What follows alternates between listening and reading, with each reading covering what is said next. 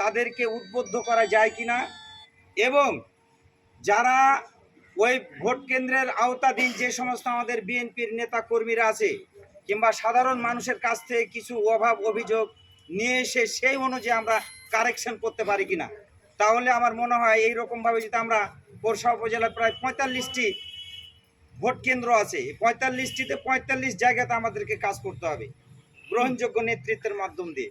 তাহলে তৃণমূল থেকে মেলাগুলো আমরা অভিযোগ পাবো, সেই অনুযায়ী আমরা কাজ করতে পারবো, মানুষের কাছে আমরা যাইতে পারবো, মানুষকে আমরা বুঝাতে পারবো এটা করা যায় কিনা। এটা আপনাদের কাছে আমার একটা প্রস্তাব। দ্বিতীয় নম্বর আমার প্রস্তাব হচ্ছে ভোটের হার। বাংলাদেশের রাজনীতি হচ্ছে ভোট কেন্দ্রিক, 100 যে পেয়েছে 101টা যে পাবে তার সেটাই কিন্তু কারেক্ট। সুতরাং আমাদেরকে ভোটের হার বাড়ানোর জন্য বিভিন্ন ভাসমান গোষ্ঠীগুলাকে, সেই বিভিন্ন ভাসমান গোষ্ঠীগুলোর সাথে আমরা সুনির্দিষ্টভাবে সাক্ষাৎ করতে পারি কিনা, তাদের সাথে আমরা কমিউনিকেশন তৈরি করতে পারি কিনা।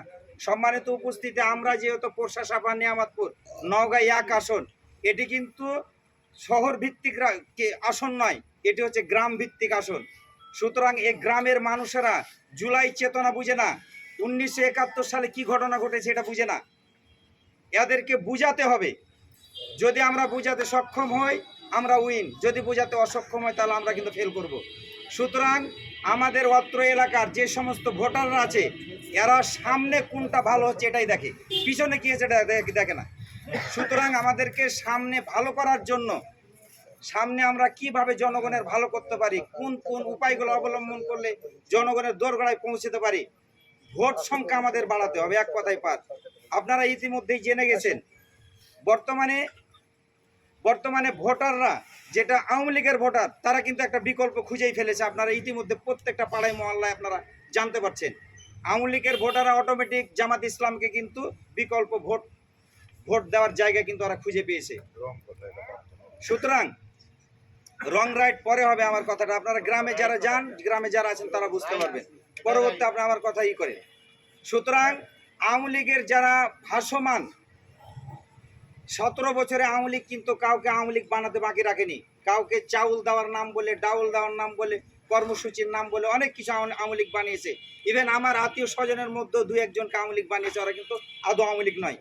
এই সমস্ত ভাসমানগুলোর কাছে আমি যেতে পারি কিনা এটা আপনাদের কাছে আমার জানার বিষয়, ভোট সংখ্যা আমাদেরকে বাড়ানোর জন্য।